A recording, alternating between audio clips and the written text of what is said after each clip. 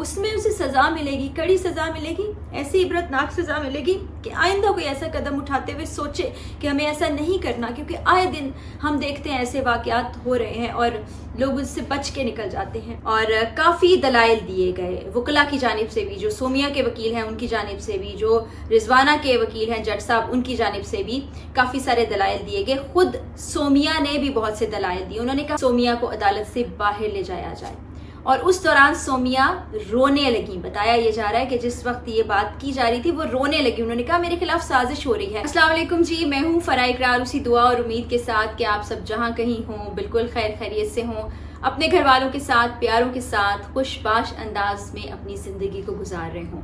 آج رضوانہ کیس کے حوالے سے بہت ساری اپڈیٹس ہیں میرے پاس، اور اپڈیٹس زیادہ تر اچھی ہیں،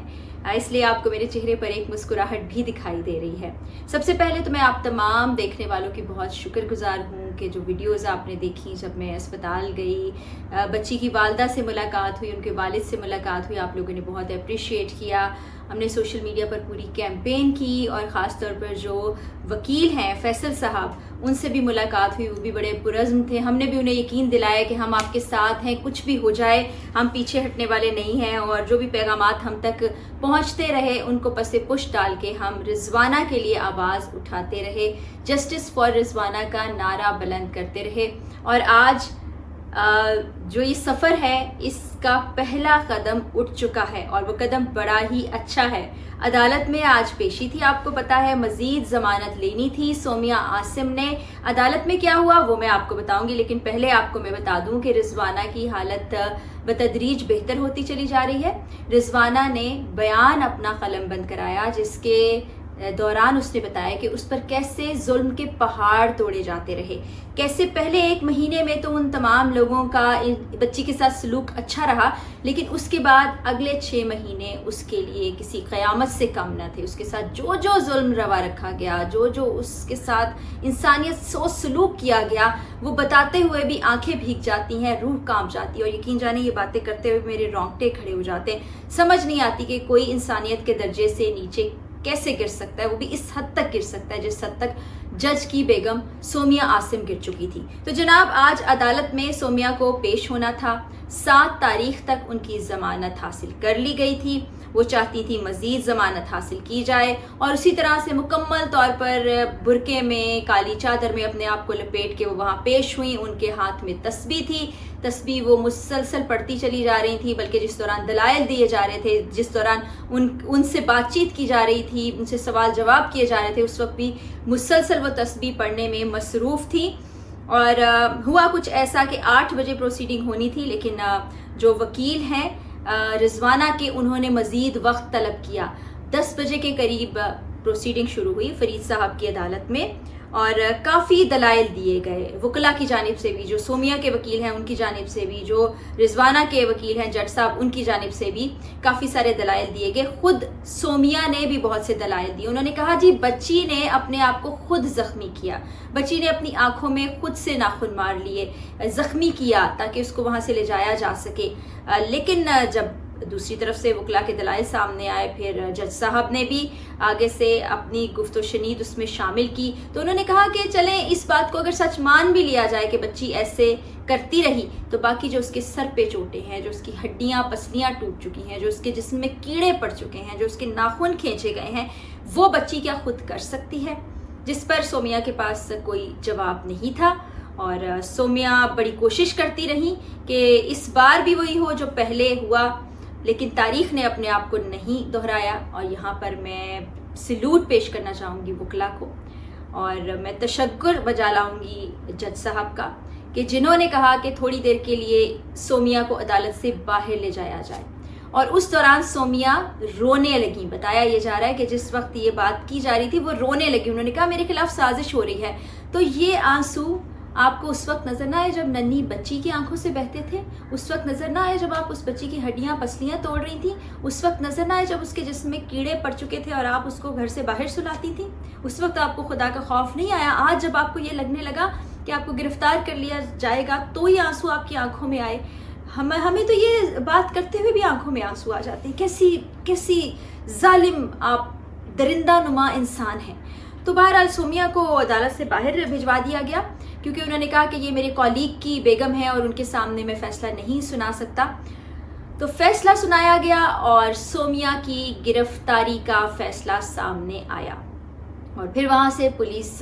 ख़वातीन अहलकार उनको अपने साथ ले गई। अब इम्कानात ये है कि कल उनको दोबारा पेश किया जाएगा कोर्ट में, जहाँ से उनका जिस्मानी रिमांड लिया जाएगा जो 4 से 11 दिन का होता है। उसके बाद तमाम चीज़ें सामने आती जाएंगी। जितनी भी जरा हुई, जितने भी दलाइल पेश किए गए, उसमें सबसे बड़ा जो हाथ था वो मेडिकल रिपोर्ट्स का रहा, क्योंकि मेडिकल रिपोर्ट्स में बच्ची पर तशद्दुद, खुलेआम तशद्दुद, इतना बेईमाना तशद्दुद, इंसानियत सोच तशद्दुद सामने आ चुका था कि किस किस तरह से उसके जिस्म में इन्फेक्शन फैल चुके हैं, फेफड़ों में इन्फेक्शन है, हड्डियाँ टूट चुकी हैं, बच्ची बात करने से कासिर है, अब रुबा सेहत है, कुछ खाना पीना खाती है। और जो उसने बयान भी कलम बंद करवाया था उसमें भी बार बार वो ये जिक्र करती रही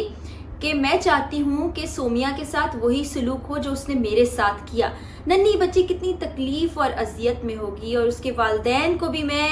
सलूट पेश करना चाहूँगी। अमूमी तौर पर हम देखते हैं कि ऐसे केसेस में माँ बाप पैसे लेकर पीछे हट जाते हैं, मुकमुका करा लेते हैं कि चलें जी हम तो गरीब हैं, केस का तो कुछ बनना नहीं, हमें इंसाफ तो मिलना नहीं है, तो हम पैसे लेकर पीछे हो जाते हैं। या बच्चों की अगर बाज़ औक़ात जान भी चली जाती है तो माँ बाप पैसे लेके मामले को रफा दफा कर देते हैं। लेकिन यहाँ पर उस बच्ची की वालदा और महंगा भाई जो कि वालिद हैं उस बच्ची के, जब मेरी भी उनसे बात हुई थी, मैंने यकीन दहानी कराई थी कि आपको पैसों की ज़रूरत है तो आपने फ़िक्र नहीं करना, हम आपके साथ हैं, आप डट जाएँ, इस मामले में इंसाफ लेना है, आपने दूसरे लोगों के लिए मिसाल बनना है। तो आज वो मिसाल बन के सामने आ रहे हैं और ये बातें करते हुए मेरी आंखें आंसुओं से भीग रही हैं और ये खुशी के आंसू हैं कि बिलाखिर हमारा कानून हरकत में आया है। सोमिया जैसी जालिम औरत को गिरफ्तार कर लिया गया और इंशाल्लाह मुझे पूरी उम्मीद है कि आगे जो प्रोसीडिंग्स होंगी उसमें उसे सज़ा मिलेगी, कड़ी सज़ा मिलेगी, ऐसी इबरतनाक सज़ा मिलेगी कि आइंदा कोई ऐसा कदम उठाते हुए सोचे कि हमें ऐसा नहीं करना, क्योंकि आए दिन हम देखते हैं ऐसे वाक़यात हो रहे हैं और लोग उससे बच के निकल जाते हैं। अब की बार ऐसा नहीं होगा। मुझे अपनी अदलिया पर भरोसा है। पुलिस वालों से भी यही दरख्वास्त फिर करूँगी कि इन्वेस्टिगेट ऐसे कीजिएगा कि हक़ाइक़ को सामने लेकर आएँ, सही हक़ाइक़ को सामने लेकर आएँ। और जज साहब ने इंतहाई अहम और मौजू फ़ैसला किया है और फैसल जज साहब को तो हम सलाम पेश करते हैं। जिस वक्त में कोई वकील इस केस को पकड़ने के लिए तैयार नहीं था, उन्होंने केस को हाथ में लिया और उन्होंने कहा था कि मैं सज़ा दिलवा कर छोड़ूंगा और यहाँ पर मैं इस दुनिया में किसी से नहीं डरता, अगर मुझे खौफ है तो अल्लाह ताला का खौफ है। तो आप देखें कि इंसाफ की जानिब ये पहला कदम है और इंशाल्लाह अगली आने वाली पेशियों में जब रिमांड हो जाएगा उसके बाद जो पेशियाँ होंगी बहुत सी चीज़ें सामने आएंगी, इंकशाफात सामने आएंगे और सोमिया इंशाल्लाह जल्द गिरफ्तार तो है, जेल की सलाखों के पीछे भी नज़र आएगी। और ये उन तमाम जालिम औरतों और मर्दों के लिए पैगाम है कि अब आप इबरत पकड़ें और अभी तक जो कर रहे थे उस जुल्म के सिलसिले को रोक दें, क्योंकि हर बार कानून से बच निकलना आसान नहीं है।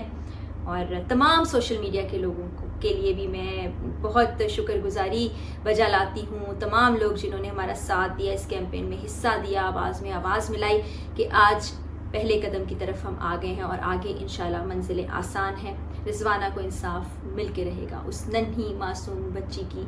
ज़िंदगी अल्लाह ताला अच्छी करे, उसको मुकम्मल सेहतयाब करे और वो अच्छे तरीके से अपनी ज़िंदगी गुजारे। और हमेशा याद रखा जाएगा कि इससे एक नन्ही मासूम बच्ची और इस गरीब ख़ानदान को इंसाफ मिला था